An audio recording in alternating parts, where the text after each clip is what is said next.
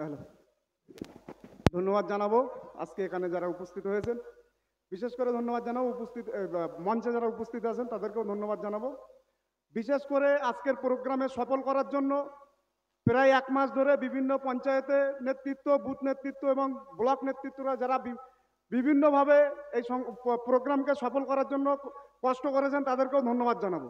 আজকে অধিকার সমাবেশ একটা বিষয় নিয়ে আজকে যে সমাবেশ ডাকা হয়েছে 21শে জানুয়ারি, আপনারা জানেন এই সমাবেশের মধ্যে মূল একটা দাবি যেটা রাখা হয়েছে ওয়াকআপ বিল।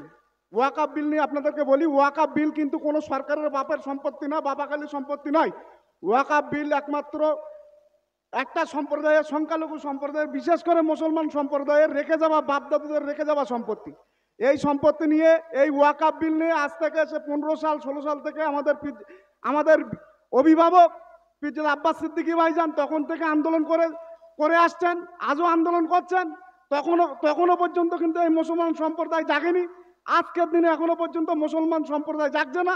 যদি আগামী দিনে আপনারা ওয়াকআপ সম্পত্তি, আপনার সম্পত্তি আপনি যদি রক্ষা না করতে পারেন, আপনার বাড়ির পাশে যে কবরখানা আছে, আপনার গ্রামের যে মসজিদ আছে, আপনার গ্রামের যে মাদ্রাসা আছে, এটা কিন্তু সরকার হস্তান্তর করবে। যেহেতু নতুন যে বিল আনার চেষ্টা করছেন সরকার, খতিয়ান 1 নম্বর খতিয়ানে যদি এই ওয়াকআপ সম্পত্তি নিয়ে যায়, তাহলে কিন্তু আপনার বাড়ির সম্পত্তি, আপনার মাদ্রাসা মসজিদ কিন্তু বেদখল হবে। সেই জন্য আপনাদের কাছে অনুরোধ করব, ওয়াকআপ বিল নিয়ে আমরা আমাদের আন্দোলন আরো তীব্র করব। নওশাদ সিদ্দিকী ভাইজানের নেতৃত্বে আগামী দিনে এই আন্দোলন দিল্লি পর্যন্ত পৌঁছাবো।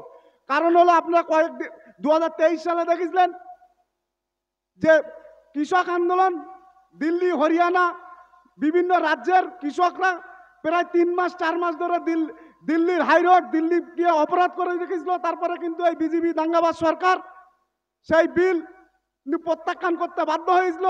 আজকে যদি আপনারা এই আন্দোলন আরো তীব্র না করেন, আগামী দিনে কিন্তু আপনাদের এই ওয়াকআপ সম্পত্তি বেদখল হবে।